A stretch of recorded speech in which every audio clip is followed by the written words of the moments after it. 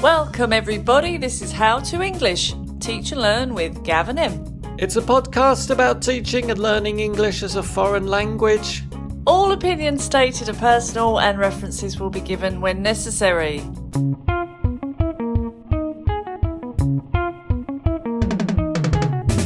How you get so high on the word language. I think I'm getting higher and higher each time I say that, Em. Foreign language? Yeah. Language? But you know what we're going to focus on today, Em? I do indeed, Gav. One of my favourite topics. And what is that topic for the followers, Em? Episode 18? Reading. Reading is the topic. There are so many benefits to our teacher and learner followers, Em, that we are going to share in today's show. It's one of those things, isn't it, that people say, oh, I love reading.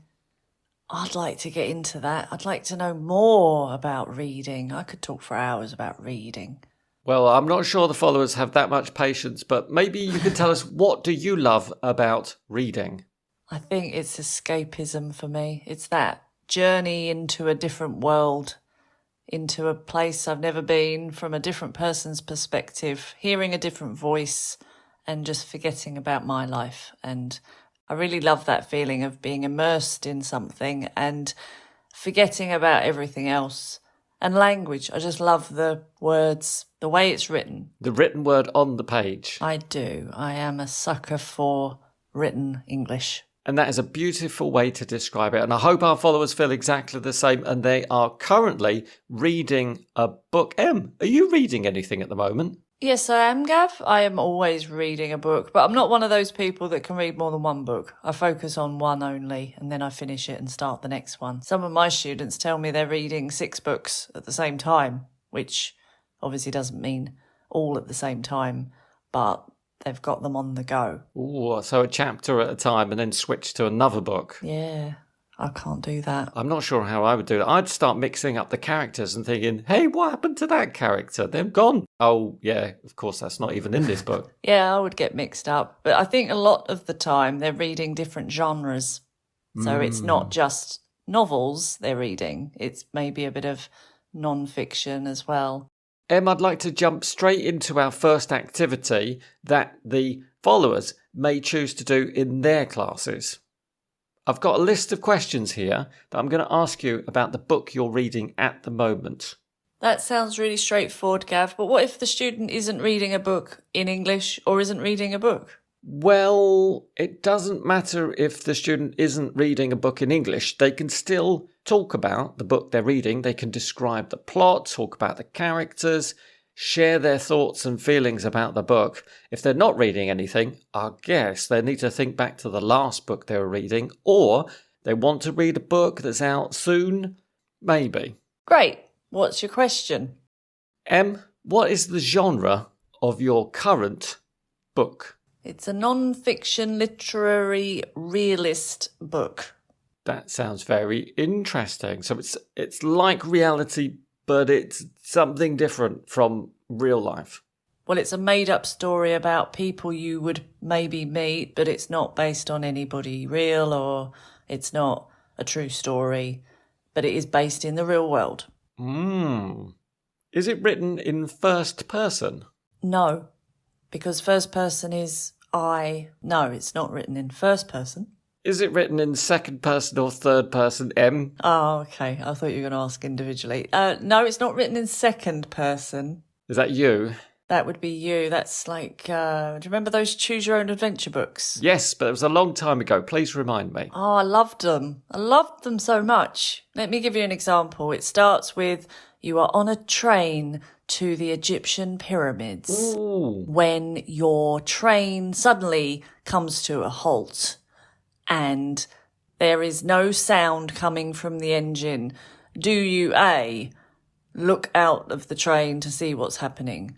B, ask the other passengers if they know what's going on? C, something else? I definitely would do C, something else, but I'm not sure exactly what yet. I forget what it is. It's always a dramatic situation where you have to choose what to do. And then turn to page 472.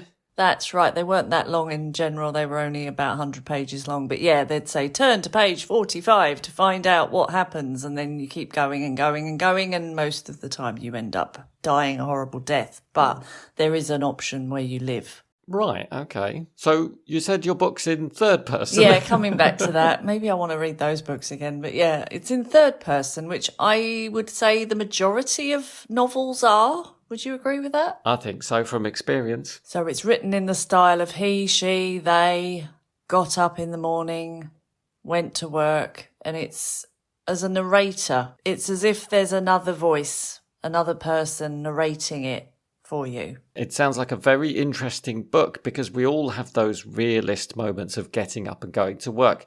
Where and when? Are you being sarcastic, Gav? Where and when was it set?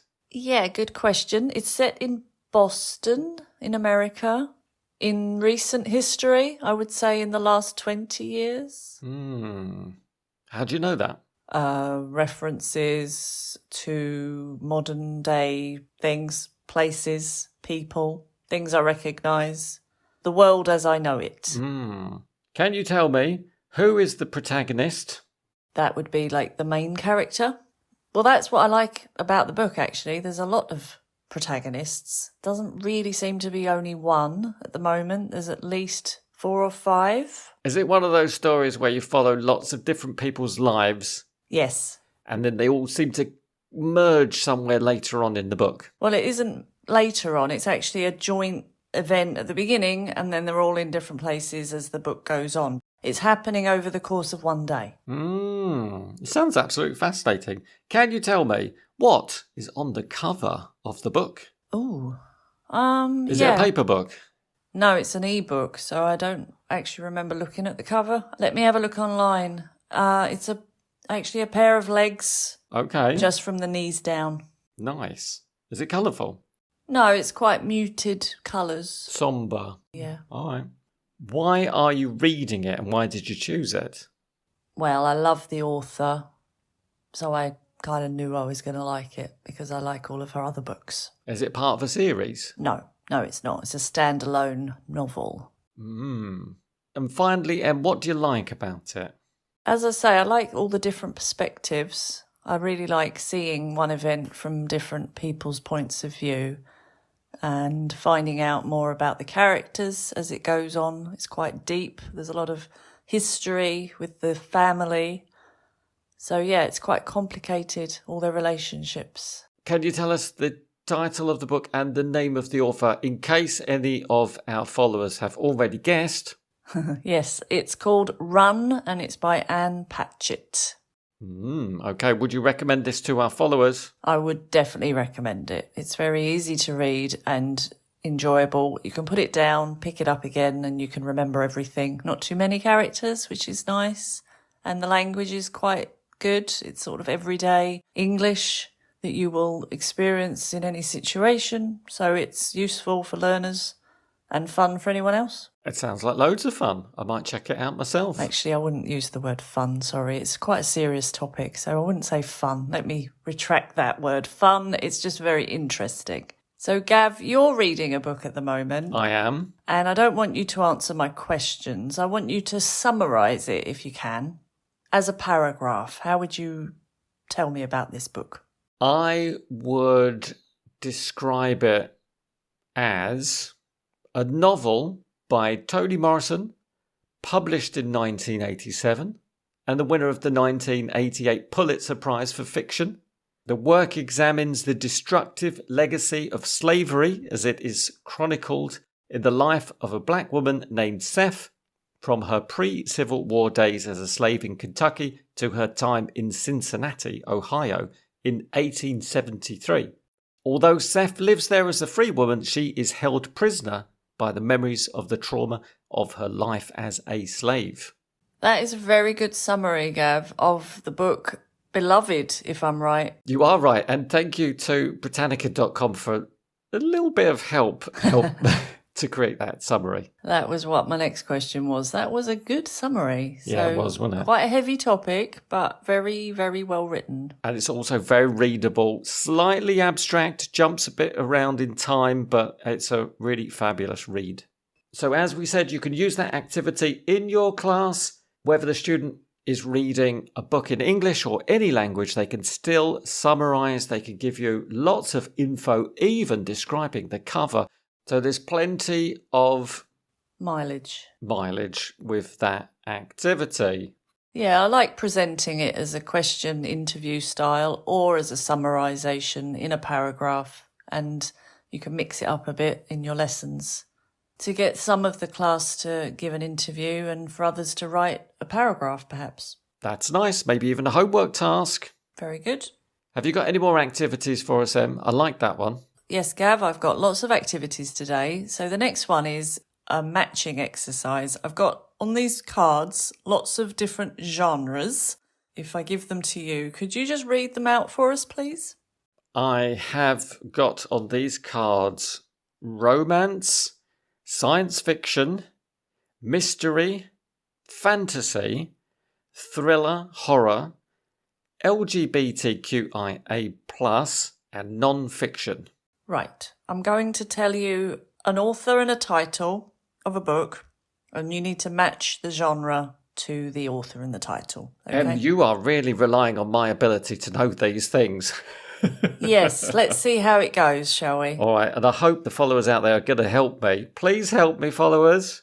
Okay, yeah, shout the answer if you know it. So the first one is Outliers by Malcolm Gladwell. Malcolm Gladwell. I know Malcolm Gladwell, the author of Tipping Point. You're right, yes. That is a very famous book. So I'm guessing this will also be a non-fiction book, Em. I'm looking at my non-fiction card. Is that correct? You are correct. So this is more of a science-based, perhaps psychological, social sciences study of people. Mm-hmm. Very interesting. Those are great books.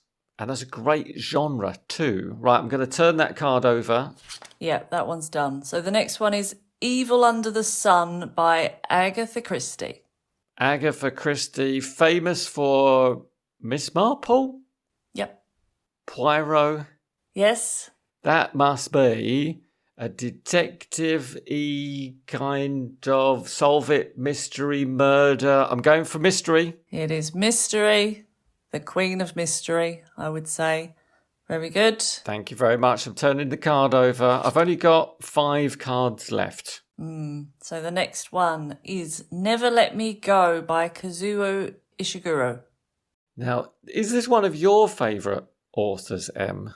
I prefer Haruki Murakami, but I also like Kazuo Ishiguro too, yes.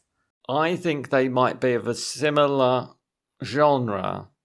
So, fiction, realist, did you mention before? But I haven't got realist here. So, I'm going to use my powers of deduction. I'm going to go with science fiction. Yeah, you're right. It is science fiction. I think Kazuo Ishiguro is a bit more sci-fi, perhaps. Murakami is more surrealism.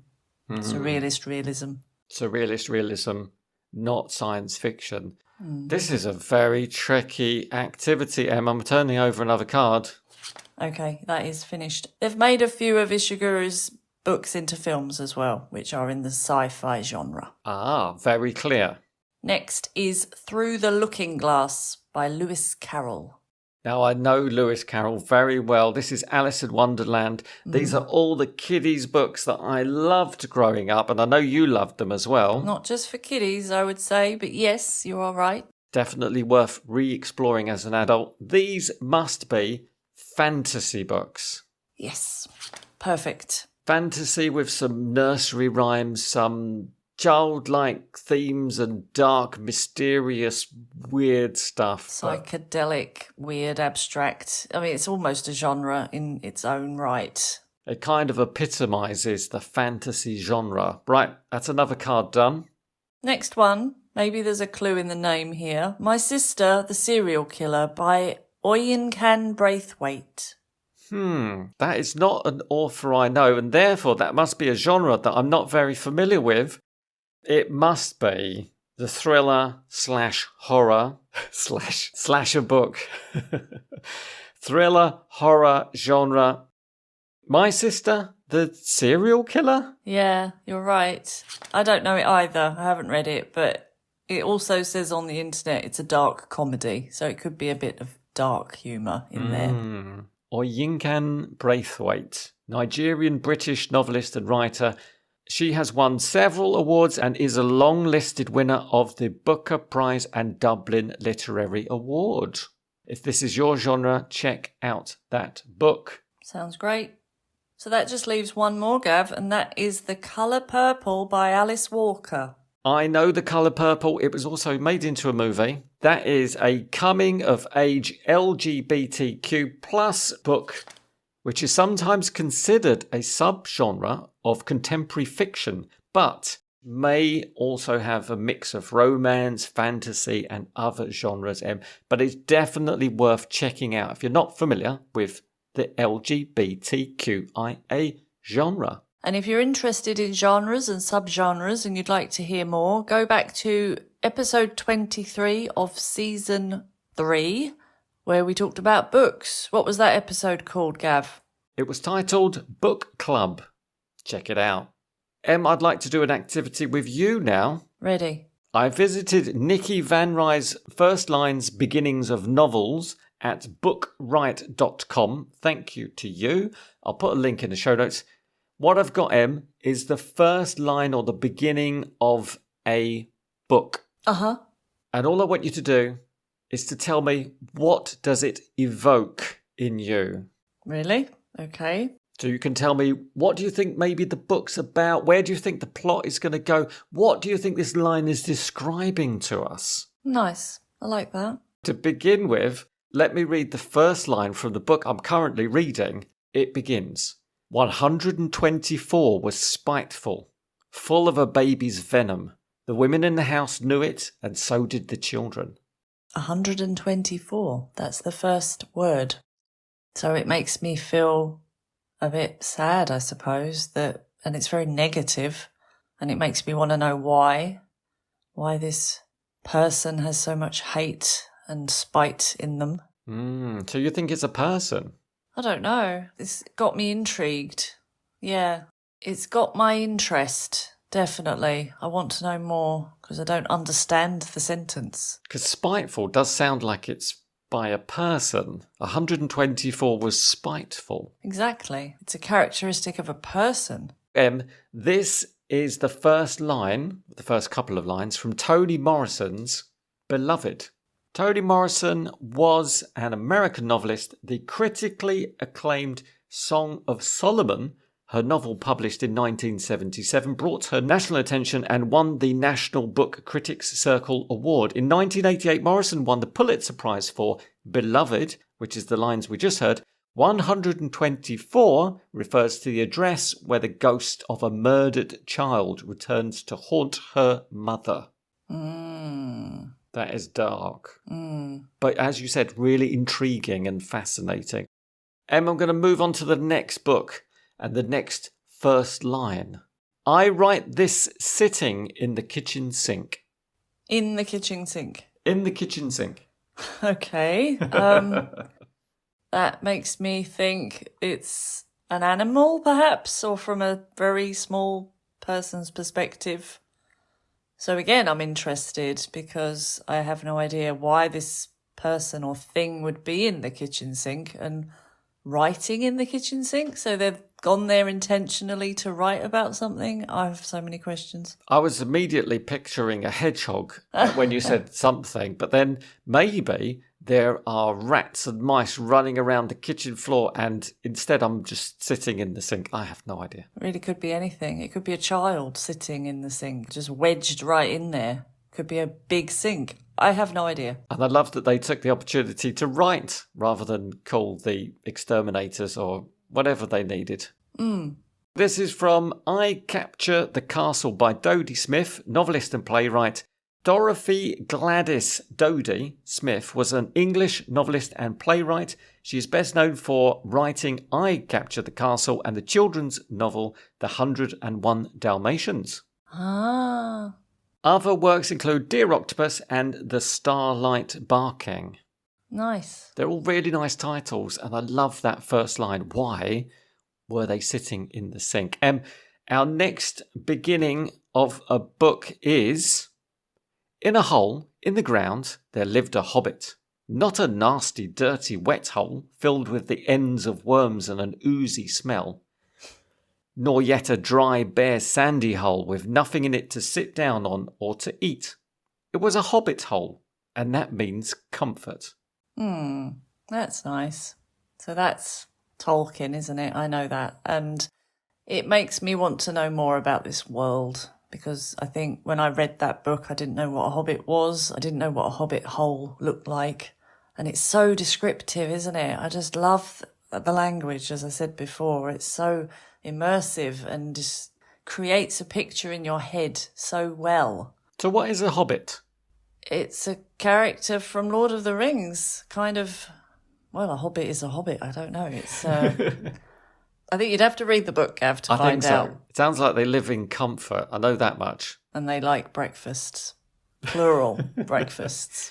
So this line was, as you said, The Hobbit by J.R.R. Tolkien, John Ronald Reuel Tolkien. Oh, who knew? Born 3rd of January 1892, Tolkien was an English writer and philologist. Philologist, that's a nice word. What's a philologist do? A philologist studies the structure, historical development and relationships of language or languages. That explains a lot.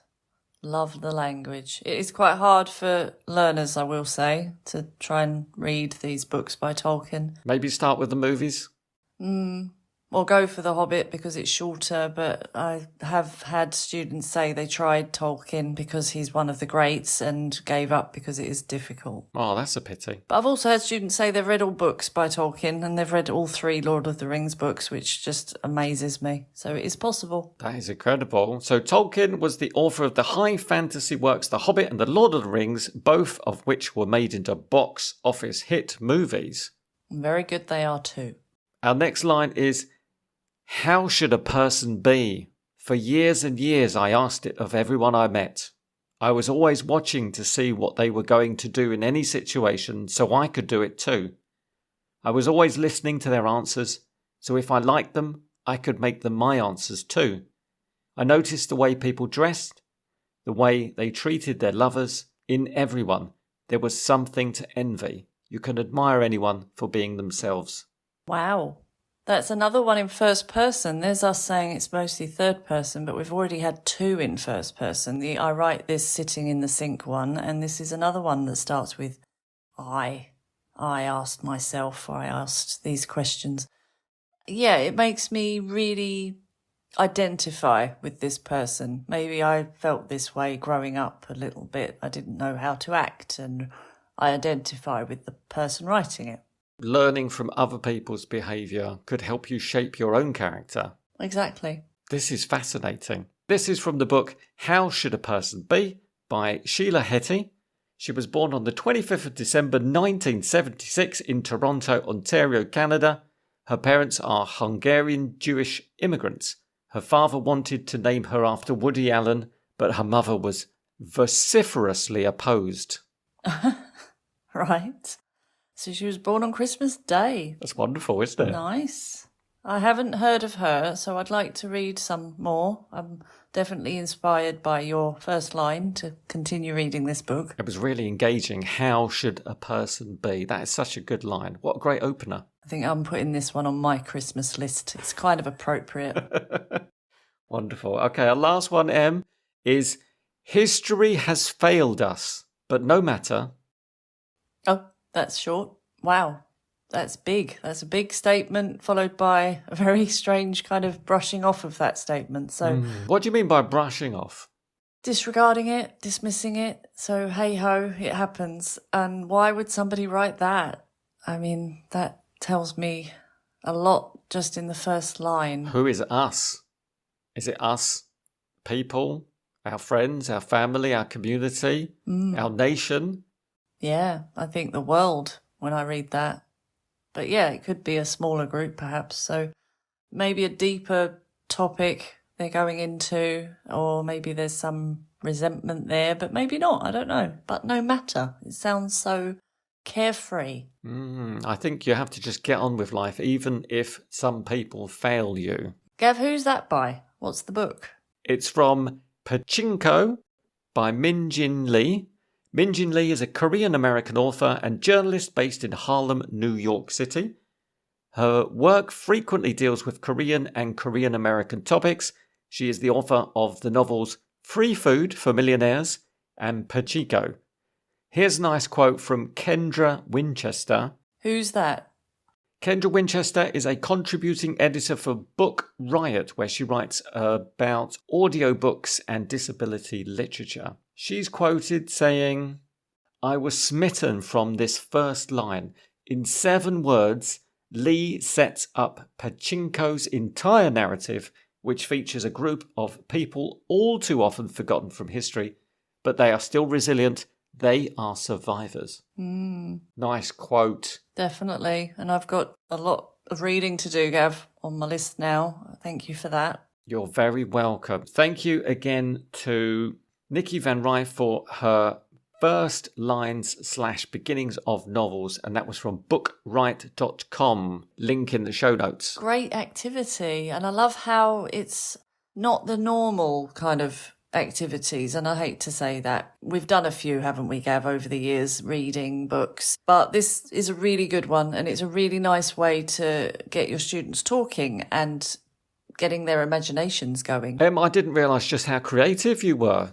No, I'm not sure if I did justice to these amazing books, but I like the idea of this activity. You can use it with any kind of book. You could get students to Google their own books to find the favourite line from the book they're reading or a book they know really well. And it's really good to learn about genres that you may not read or authors you may not have heard of. It's a sharing activity. It's a language activity. It's expressing yourself. It's a definite yes from me. Good, and I hope the followers enjoyed it as much as I did and you did.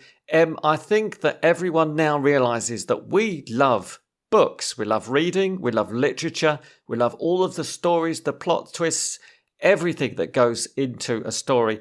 Do you know somebody else who likes books? Librarians. And today's guest, Gav.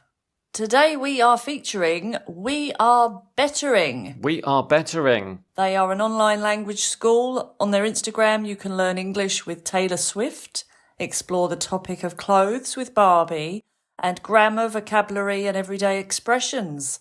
What's more, on their website you can find individual or group classes for general, travel or business English. So check them out and get to know Fran, Yachty and Scarf the dog. And their website is betteringlang, that's lang.com. And their Instagram is WeAreBettering, one word. Now here's Josefina to talk about why she loves reading. And remember, followers, if you'd like to take part in a future episode, get in touch with us at our Ko-fi page or on our socials at How to English Pod. Links in show notes. Hello, Gavin, and hello to all your listeners as well. My name is Josefina, and I am an online English teacher from Necochea, a small city in Argentina. And I am here to talk about my favorite activity, reading, and about how it can help improve your English. When asked, my initial suggestion to my students is to read more widely and more often, a critical component, I believe, of developing English speaking and writing abilities, and indeed a central part of learning any foreign language. Of course, it can be extremely challenging to simply pick up an English novel and read it, but then this is how you, as a non-native English speaker, will learn a more extensive vocabulary and be able to express yourself more confidently. After all, reading opens up so many doors for communication and contact. There is a whole world of literature available in English, as almost all of the most translated books in the world have English versions. Maybe if you're a beginner, you could consider reading picture books and graphic novels. Some examples are Good Night Stories for Rebel Girls by Elena Fabilli and Francesca Cavallo, and Smile by Reina Telgemeier. If you're an intermediate English student, you could focus on short stories and relatively short novels that are about subjects that interest you. The Little Prince by Antoine de Saint-Exupéry, Wonder by R.J. Palacio, and The Curious Incident of the Dog in the Nighttime by Mark Hutton immediately come to mind. And finally, if you're at an advanced level, then in this case my suggestion would be some longer books, such as My Salinger Year by Joanna Rakoff or Into the Wild by John Krakauer. And maybe even try your hand at the classics of English literature, like Little Women by Louisa May Alcott and one of my personal favorites, or A Christmas Carol by Charles Dickens. If you have any questions or want to share your experience reading these books or any other you chose to improve your level, you can find me online at WeAreBettering on all social media platforms. Thanks everybody, and thanks Gavin for allowing this participation in your lovely podcast.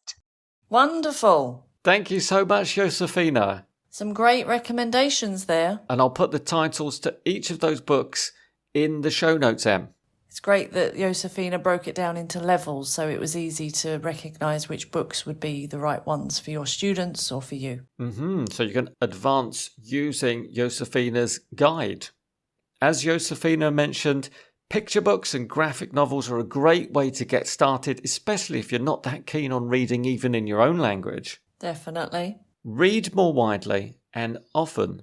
Yeah, it can be challenging, but I think it is really rewarding, and it's important to read things you enjoy. And there's no pressure, is there, if you're reading a book? There's nobody telling you to go faster or to understand everything. You can go at your own pace, which is what I love about books. That's it, we all read at different speeds. But how can reading help with your speaking as well as your reading and writing skills? Well, as Josefina said, I think it broadens your vocabulary. So you may recognise words in speech because you've read them somewhere. It will help you with your grammar because you'll see these structures, you'll see the construction of sentences. I guess it's just going to happen. If you read more, you'll use that language when you're speaking. Definitely. I guess this just leaves us enough time to do Learn a word. Today's learn a word, Gav, is many words. Words about books. Books. Yeah, I've written a list of words and I want to elicit them from you, if possible. Ooh, so we're not diving inside the book. We're actually looking at the book itself. Yes, the physicality of it. That is another way to look at books. Cool. So if we start with words, if you put words together, what do you get? Sentences. If you put sentences together, what do you get? A paragraph. If you put paragraphs together, what do you get? Pages? No, you've got... Chapters. Yeah! Oh! You get chapters. Most books have chapters. Not all books, but most books. Some chapters are numbered, some have names, but most books, not all, have chapters. So, yeah, you've already said one of the words. The words, the paragraphs, the chapters are all written down on... Pages. So what's the verb when you want to... Lick your finger and turn the page. You wouldn't do that with an e-book, but yes, turn the page. Exactly. Oh, and you could describe the book as a page turner. You could, very nice. Meaning that you find it difficult to put it down. Yeah, you just want to keep reading it. Very good. What some books have at the beginning is a list of things that will be coming up in the book. Is that the contents? It is the contents. It's not the index, because I think that's at the back. You're going ahead of me now. You're going ahead of me. So yeah, the back would be, say again? The contents. No, that's the front. The index. The index is at the back. Right, Gav, do you know the phrase, never judge a book by... It's footnotes. No. Never judge a book by its... cover. But you do, don't you? I always do. I pick it up and I think, is this the book that I want to read because the cover is interesting, colourful, is diverse? I don't know. I'm looking for something interesting in. But when we say the idiom, never judge a book by its cover, what are we really saying? Get to know them first. Get to know what? The book?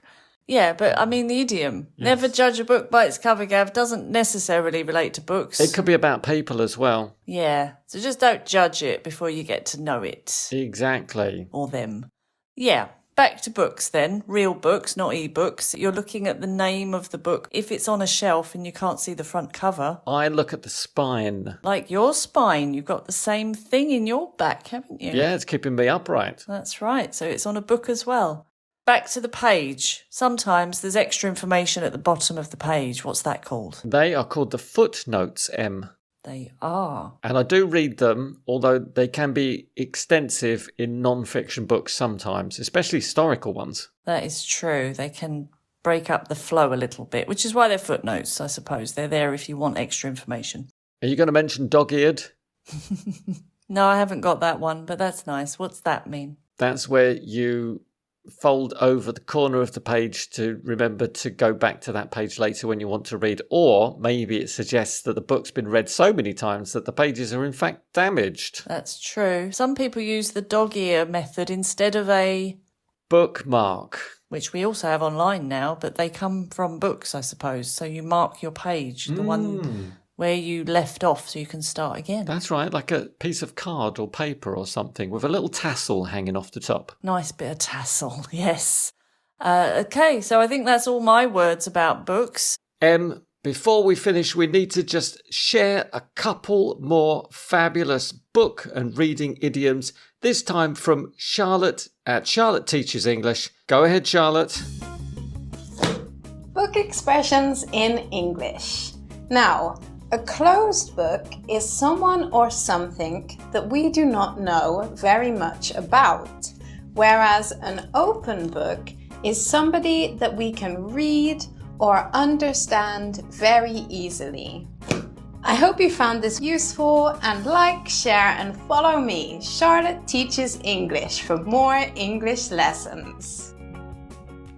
Thank you very much. Go and check out Charlotte's Instagram at Charlotte Teaches English, and you'll get loads more great expressions. Thanks so much, Charlotte. Some really good idioms there. Gav, do you know any other book idioms? I could say that we did the pod by the book, meaning to do it according to the rules. We don't make rules, though, do we, really? But I do think we're on the same page, Gav. Meaning? We're in agreement, and we both have the same idea. Well, I certainly wouldn't like to be in your bad books. No. Well, you're not in my bad books at the moment, Gav. If I read between the lines, maybe that was a warning. No, Gav, stop reading into things. Just take me at face value. I'm not being dishonest. Well, I certainly can't read your mind. Let's just turn a page on this and I'll see you next time. Yes, we should probably wrap this up before I throw the book at you.